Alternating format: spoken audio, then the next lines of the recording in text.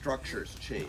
So I want to be sure that I don't talk about this and have you say, well, that's how everybody was buried in Bible times. This is how people were buried in Bible times if they were fairly well-to-do. So we have a cultural thing, socioeconomic thing there, and from 20 BC to 70 AD. So 20 BC, 70 AD, if you were had a relatively strong economic profile, this is the sort of tomb that you would have. So I want to talk just about its floor plan and architecture, and then the culture, and then how Easter fits. So that's the moves we'll make. First of all, the architecture. This tomb teaches well because the roof is gone. So you need to put the roof back on. This was not open air. This was fully enclosed, opening here. The opening itself was not jack height, but usually about this height. You don't need, if you're just going in and out occasionally, you don't need a jack height door, so it tended to be rather small. And you had three different types of mechanisms for blocking entry. One was just a big old stone plug.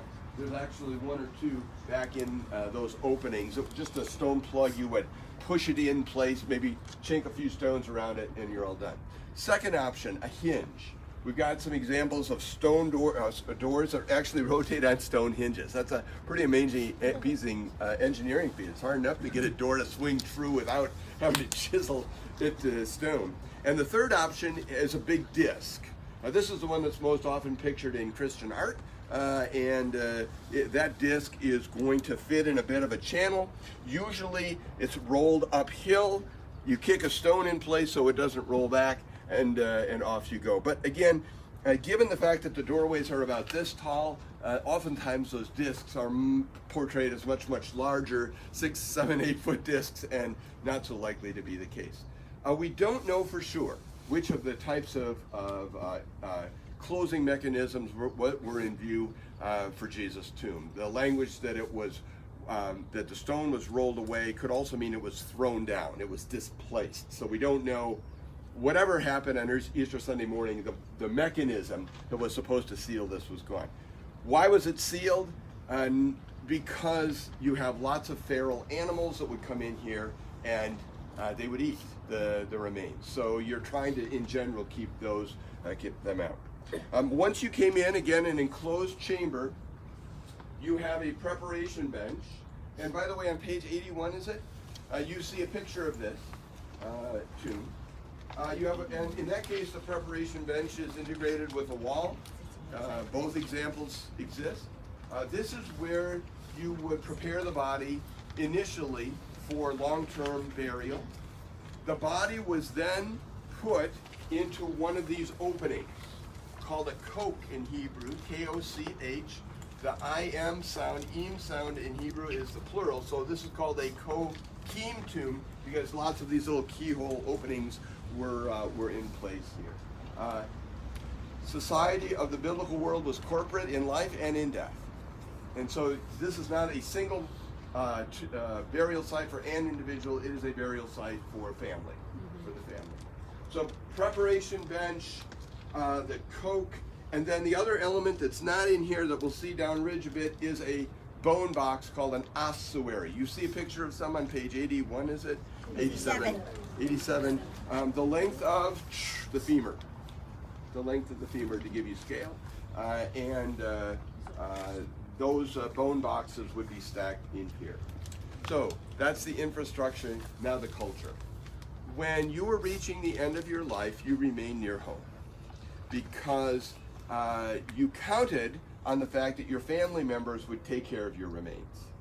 And so because there is no practice of embalming in the Jewish world of the past, we end up, like the Egyptians had mummification, the Jewish people of the past, the Judeans of the past, did not embalm. And so burial occurred on the same day as you died.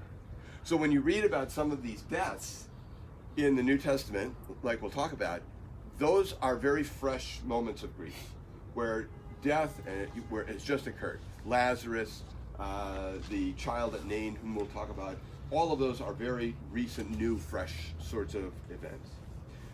The members of the family would bring their loved one to the corporate family tomb. and they would put the loved one, and I'm now moving to this architecture, on the preparation bench. They would wash the body here, and then wrap the body in linens tightly, commingling aromatics. You can imagine the decomposition here is going to have a pretty strong odor. This is at least an attempt to defeat some of that. Wrap the body, same day as death, body were picked up and placed into one of the Kochim, into one of the openings. And it's allowed to remain there for 12 to 18 months. The family in the Jewish tradition of this first century comes back on the evening of the third day to check, to make sure they open the tomb again, to check to make sure there hasn't been reanimation. I can only imagine that cultural practice derived from the fact that they buried someone who was in deep coma and revived. So day 3, they check. Day 4, they seal it, we're done. There's no more hope after that. That'll come up in the story of Lazarus. Martha, it's the 4th day, and he already smells. Decomposition has begun. We had hope for 3 days. You're here on day 4. Should have come one day earlier, is the message there, I guess, in part, right? So then the body decomposes. Of course, as rigor mortis sets in, there's going to be adjustment in the limbs, and I think that's the best explanation for the tightly wrapping, because you need to remove the body from there, and not to put a humorous perspective, but you're gonna get, if somebody's stuck in there, they're gonna, so you're waiting for decomposition to occur, and then you come back 12 months, 18 months later, you remove the body, unwrap it, put the bones in the ossuary, in the bone box, and then the whole thing continues like this. And in terms of the ossuary, your bones can be put into an ossuary with anyone, according to Jewish tradition, with anyone with whom you would share a bed in life. So spouse, children, so on. And that's the picture. That's the picture. So we've got the architecture and the culture, and now we move to the story. After Jesus has expired on the cross, surrendered his life, it's finished. We were in the Church of the Holy Sepulchre. We have a tomb just like this nearby, Joseph of Arimathea. I have a new tomb that's nearby. And so the crucifixion site and burial site are the same. For some reason in Christianity, those two have gotten pulled farther apart. They are together. The text speaks of them together. And Joseph of Arimathea is aware that Shabbat is coming, Sunset Friday.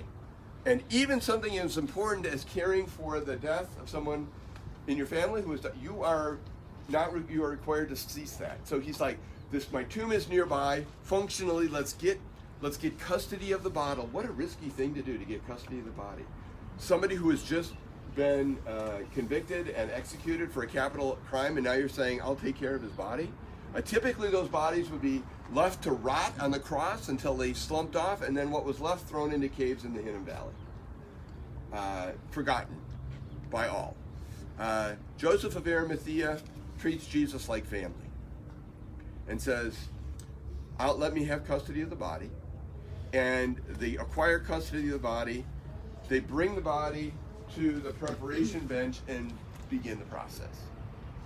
In the meantime, some of the Jewish leaders who have pushed for Jesus' execution go to Pilate and say, we have a problem. This guy said that on the 3rd day he would rise again, and that is going to be an issue if his body is gone. So what we need you to do is help us secure that tomb. The irony of it is so rich. Make sure the dead guy doesn't get out of the tomb. Right? Let's secure the place. And so they post a guard.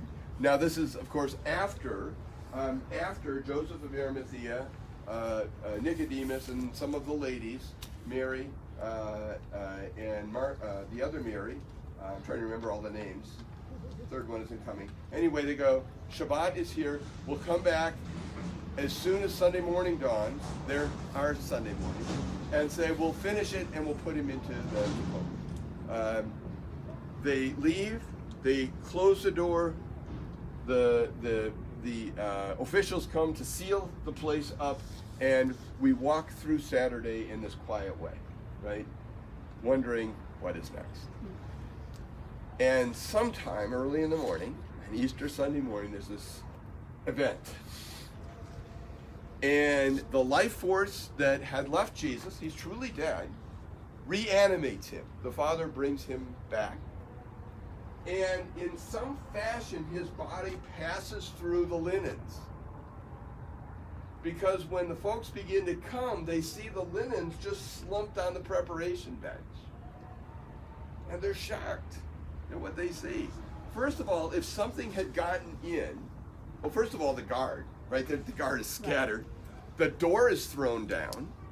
I've got linens that have collapsed, not like some animal or person got in here, and they're just used to dead people staying dead. And so-and-so lived so many years, and he died. And so-and-so lived so many years, and he died, and he died, and he died. And this is this refrain that continues throughout all of time, and nobody is expecting, and he comes back to life. As they maybe should have, given the fact that he said, that's exactly what I'm going to do. And so in order to gently bring the visitors to the tomb into a new reality, angels are here. And they say, you're looking for Jesus of Nazareth, aren't you? He's not here. He's risen just as he said.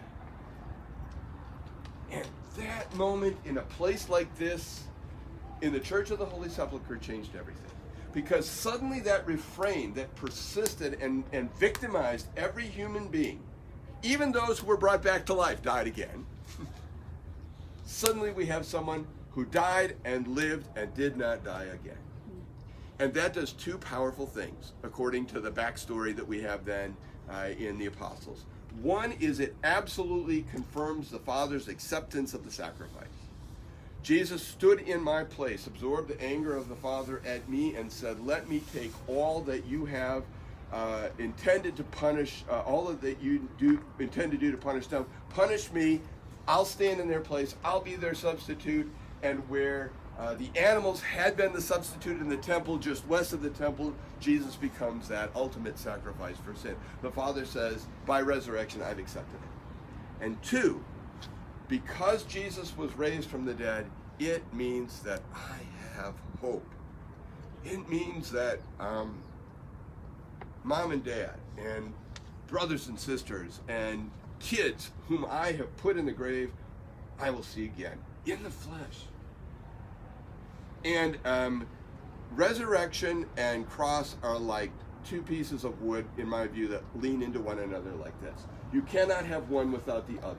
You cannot have crucifixion without resurrection, and you can't have resurrection without crucifixion and death. And so what happens in the Church of the Holy Sepulchre, in this sort of place, speaks consistently every day into my life and into eternity. And this is the new picture of Easter for you. Whatever that picture of Easter was before, this is it. This is how it looked. And the dynamic of that is so powerful. There's lots of other things we could talk about, but maybe I'll pause there and see what questions do you have about this infrastructure, burial custom, or Easter story in this space.